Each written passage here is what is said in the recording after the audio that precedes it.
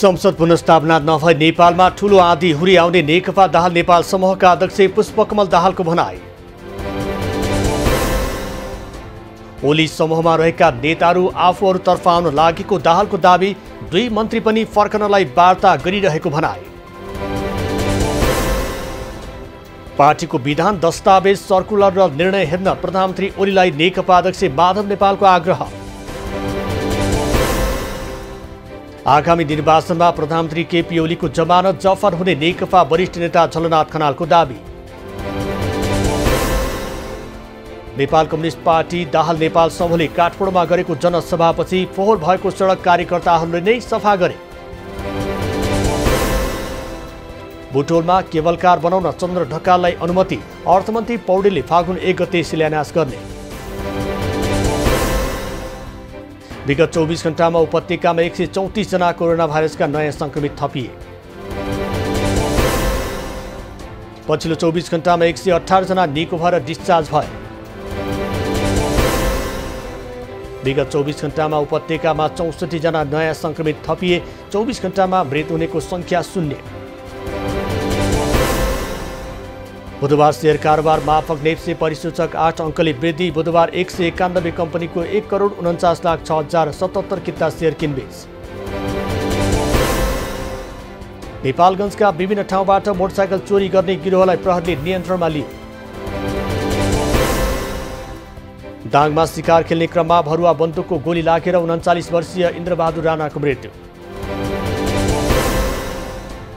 व्यापार सहजीकरणका लागि नेपाल उद्योग परिसंघ र भारतीय दूतावासका प्रतिनिधि बीच छलफल। कृषि तथा पशुपक्षी विकास मन्त्री पद्मा कुमारी अर्याल र नेपालका लागि इजरायली राजदूत हानान गोडर बीच भेटवार्ता। अनलाइन भुक्तानी सेवा प्रदायक पेवेल कम्पनी सञ्चालनमा आयो। नेपाल राष्ट्र बैंकका डेपुटी गभर्नर चिन्तामणि शिवाकोटीले गरे उद्घाटन। चन्द्रपुर नगरपालिकालाई 8-0 हराउँदै एपीएफले महिला राष्ट्रिय लिगमा 5 अङ्कको स्पष्ट अग्रता बनाए। नेपाल राष्ट्रिय तथा अन्तर्राष्ट्रिय खेलाडी सङ्घले गर्ने स्पोर्ट्स अवार्डको हस्पिटालिटी पार्टनरका रूपमा प्लाजा होटल ग्रुपले साथ दियो। प्रथम टाइगर कप आमन्त्रण राष्ट्रिय क्लब भलिबल प्रतियोगितामा गण्डकीले त्रिभुवन आर्मी क्लबलाई 3-1 को सेटमा पराजित गर्यो। प्रधानमन्त्री ओली कागजको बादशाह भएको र उनी ढलिसकेको अन्तिम घोषणा गर्न मात्र बाँकी रहेको नेत्री रामकुमारी झाँक्रीको दाबी। जनताको ठूलो बलिदानबाट प्राप्त उपलब्धि संघीय संविधानलाई प्रधानमन्त्री कुर्सीसँग साटेको नेकपा नेता जनार्दन शर्माको आरोप।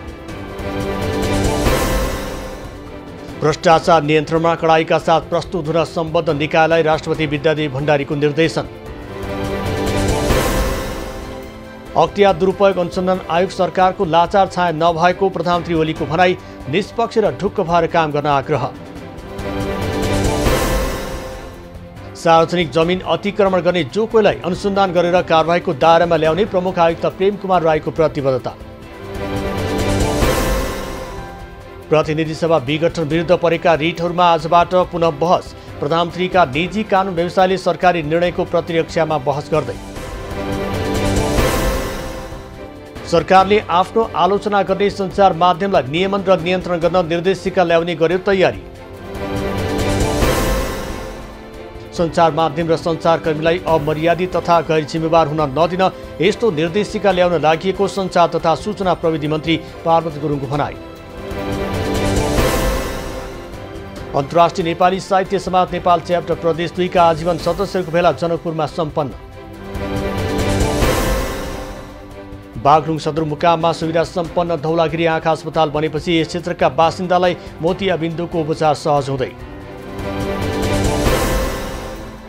सिँचाइ नहुँदा पर्याप्त अन्नबाली उत्पादन गर्न नपाएर चिन्तित बनेका सिन्धुली तेलपुङका किसानले अब 12 महिना सिँचाइको सुविधा पाउने। निर्वाचन आयोगले चुनाव गराउन आवश्यक पर्ने सामग्री खरिदका लागि टेन्डर आह्वानको गर्यो तयारी।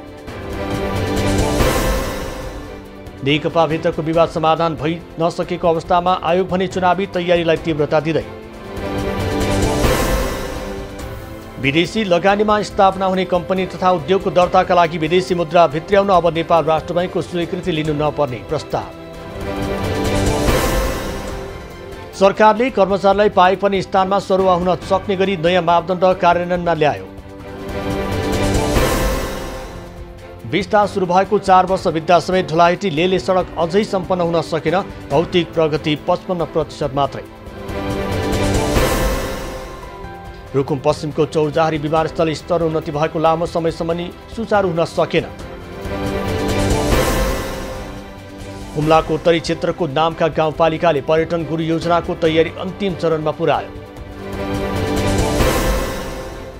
धनुषाको कुर्थादेखि भारतको जयनगरसम्म 35 किलोमिटर सडकमा भाडा दर रु 75 प्रस्ताव गरियो।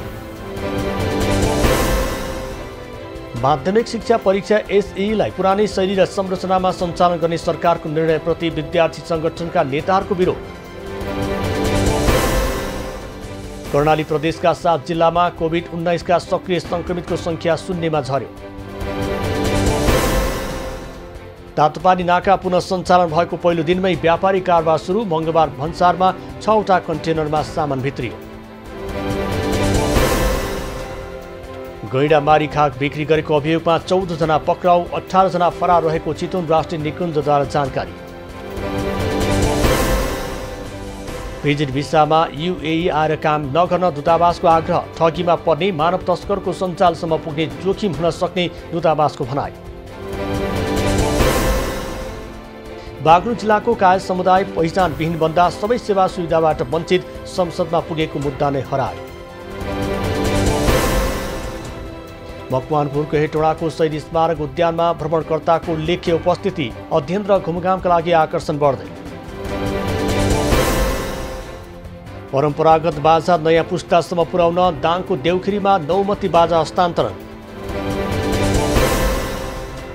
भागरथी हत्या प्रकरण घटना भएको समयमा सक्रिय मोबाइलहरूको विश्लेषण गर्दै प्रहरी। मोरङमा पिसाब गर्न घरबाट निस्केकी बालिकामाथि सामूहिक बलात्कार। मोटरसाइकल नियन्त्रणमा बलात्कार गर्ने फरार। काठमाडौँको ताचलमा नक्कली सुन देखाएर 55 लाख रुपियाँ ठगी गर्ने गिरोह पक्राउ, अनुसन्धान जारी। बाँकेको खजुरा स्थित सुशील कोइराला प्रखर क्यान्सर अस्पताल सञ्चालनमा आएसँगै पश्चिम नेपालका क्यान्सरका बिरामीलाई सहज।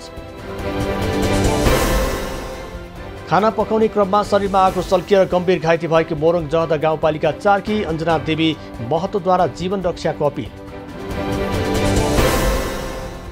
प्रदेश 2 मा निजामती सेवा सम्बन्धी विधेयक प्रमाणीकरण भएको विधेयकको संख्या भने 39 पुग्यो। सुनचरीको रामधनी 7 बक्लौरी स्थित राजतालमा घुम्न जाने पर्यटकको संख्या बिस्तारै बढ्न थाल्यो। सरकारले विद्युतीय बस किन्न फेरि साझा यातायातलाई नै जिम्मा दिने गर्यो तयारी। सरकारले अब शेयरको रूपमा 3 अर्ब नै साझासँग रहने गरी अख्तियारी दिने। गण्डकी प्रदेश सरकारको चालु आर्थिक वर्षको 6 महिनामा कुल बजेटको 15% मात्रै बजेट खर्च। जिल्लाको बोडखोला गाउँपालिका 1 को किमाथाङकामा चिसो बढेसँगै भारी हिमपातका कारण जनजीवन प्रभावित। सङ्खुवासभाको एकमात्र विमानस्थल तुमलिङटार विमानस्थलको धावन मार्ग मर्मतका कारण साना जहाजले मात्रै उडान भर्दै।